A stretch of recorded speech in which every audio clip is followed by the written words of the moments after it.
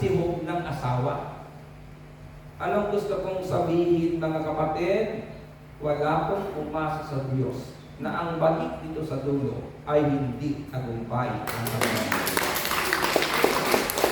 Hope can bring us joy and peace in the midst of hardship. Ikalawa, mga kapatid, hope can give us courage, strength, and boldness instead of fear. Hope can give us courage, strength, and boldness instead of fear. Matthew chapter 14, 24 to 27. Samantala, nasa laot na noon ang bangka at sinasalpok ng mga alon sapagkat pasalungat sa hangin. At nang madaling araw na sumunod sa kanila si Jesus na naglalakad sa ibabaw ng tubig.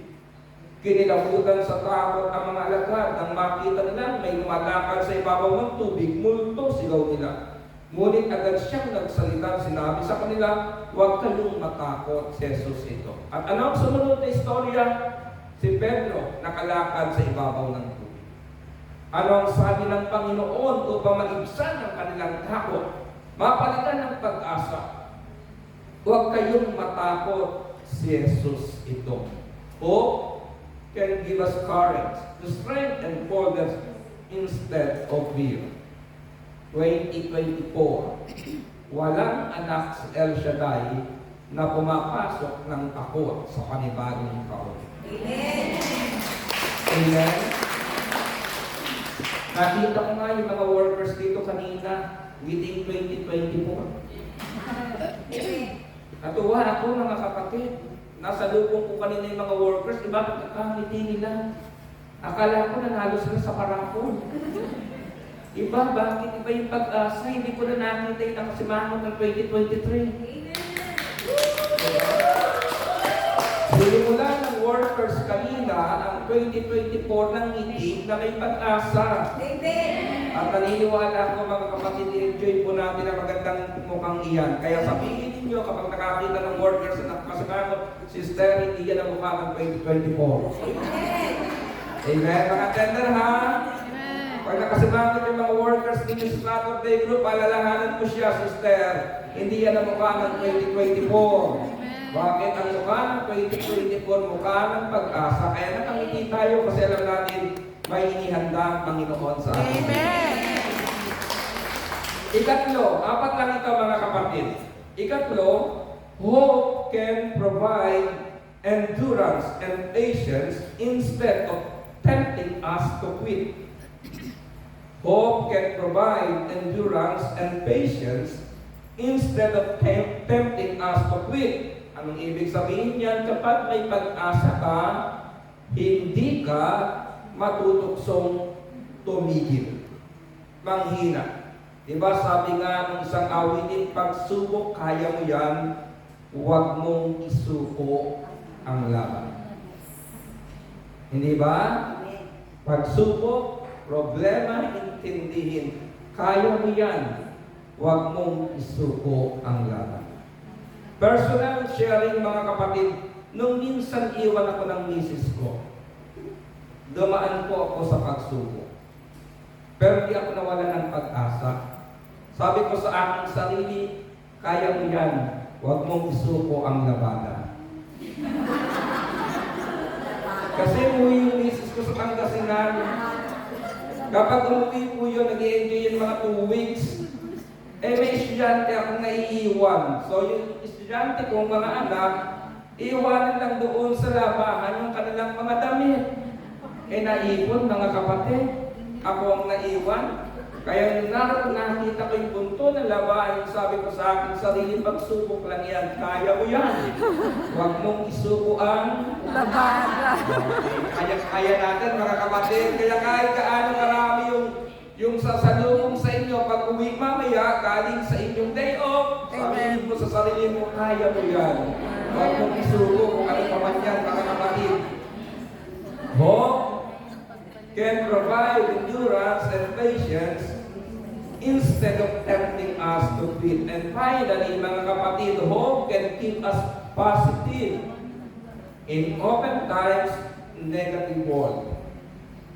Kaya nga ito yung idinidikting ko Inilalagay ko sa puso, sa loob ng isang linggo, ito yung aking topic. Pero bukas hindi na ho, mga kapatid. Move on. Kasi may pag-asa na Di ba? Alam niyo, nakakatawa ko si Father Raja. Yung makakaharap natin, di ba? Lagi mong maalala. Minsan sabi sa akin nila, alam mo Brad, ano yun? Pag naalala kita, naalala ko yung sinasabi mo na ang taong kalmado lagi. Panalo. Pag si Father Raja, ang naalala ko may pag-asa. Amen. Di ba yung mga word na yan, mga kapatid, nagbibigay ng saya ng ating puso? Hope can keep us positive in open times, negative words. Psalms 126 verse 5 and 6. Sabi dito, silang mga nagbubukid na nagtanim na may luha, bayaan mo na mag-aning masaya at natutuwa. Yaong mga nagsihayong dalay-binhit na nanangis ay aawit na may galak, kalay-ani pagbalik. I-meditate ninyo ito. Alam po ba ninyo ito ang kahulugan ng pagbubukid ng panahong iyon? Ang ibig sabihin ay kabuhayan. Ako po ay laki rin sa bukid, sapagkat laki ako sa Bulacan. Yung bukid ng aking lolo na sinasaka nila, tinataniman, mayroong tubo doon. Kasi minsan yung lolo ko, kapag nagbantay na, lalo na po kapag may uhay na yung palay, may mga ibon kasi na nagpupunta roon upang kunin yung mga bunga ng palay. Yung aking lolo, mga kapatid, naroon po sa kubo, inaabot yun ng 5 araw, 6 na araw. At habang naroon sa bukid, namimitas niyo ng pakwan, melon, kalabasa, upo, talong, kung ano-ano pong mayuwi. Kaya kapag darating ng araw ng Sabado yung lolo ko, bit-bit yung kanyang bayong at basket, mga kapatid, punong-puno ng pagkain. Kaya nasa tarangkahan pa lamang, noong lugar na aming kinalalagyan, sinasalubong na namin, tuwang-tuwa kaming umuwi yung lolo namin, kasi bit-bit niya ay pagkain at masaya siya sa amin. Ilagay natin sa buhay ninyo ngayon. Hindi ba ang bukid ay kabuhayan? Ang inyong pag-abroad ay kabuhayan. Nawa, dumating yung pagkakataon na kapag nag-for-good kayo, ang sabi dito, aawit na may galak, dalay-ani pagbalik. Pag uwi ninyo, dala-ani. Hindi listahan ng bayarin. Kuha ninyo? Amen. Hindi i-meditate ninyo mga kapatid para matuto kayo mag-divide ng pera ninyo. Hindi ubos ng ubos. Uulitin ko ha. Ibigay man ninyo ang inyong sarili sa mga tao na ang inaasahan lang ibibigay ninyo, hindi kayo magiging sapat sa kanila. Nakuha ninyo yung Tagalog ko? Amen. Sa mga taong sa inyo, umaasa, hindi kayo magiging sapat sa kanila. May edad ka na, ayaw ka pang pauwiin. Bakit? Kasi walang magbibigay ng remittance sa kanila. Dapat hindi ganun, uwi ka na. Yung lakas na mayroon ka ngayon, i-enjoy natin. Pero sabi ng asawa mo, dyan ka na. Diba? Kailan ka uuwi? Hindi ko kayo pinauuwi mali yung word ko. Ibig ko sabihin, kung kailan kayo uuwi, dapat may ani kayo. Amen. Amen? So mga kapatid, ingatan ng aming puso yung salita, umasa tayo sa Diyos. Tayo po tayong lahat at sa oras na ito, itaas niyo ang inyong mga prayer request. Unang Sabado ng 2024 ng aming buhay, iasa natin na ang ating dalangin katagpuin ng Panginoon, ang ating pangangailangan sa buong taong ito, katagpuin ng Diyos sa ating buhay.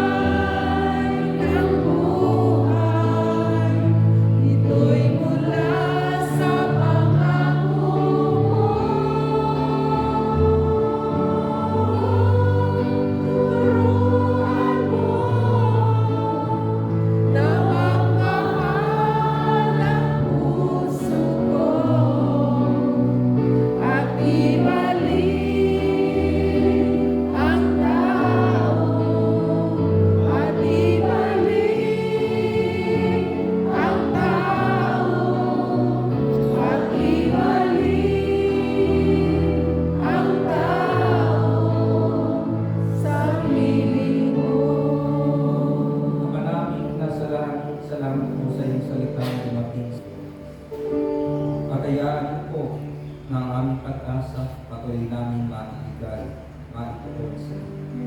Pagpalain mo lahat ng prayer request ng aking mga kapatid. Ang dalangin ng kanilang puso para sa kanilang mga mahal sa buhay, katagpuin, Panginoon, bigyan ng kalakasan, kalusugan, kagalingan. Ang mga taong inilalapit namin sa iyo na kailangan nila sa ganitong sitwasyon.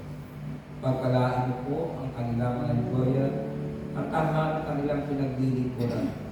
Pagpalain mo rin, Panginoon, ang aming pinansyal na pangangailangan at hayaan mo po 2024 ng buhay na ito. Patuloy namin maranasan ang iyong pangako, paginhawak matagumpay ng buhay.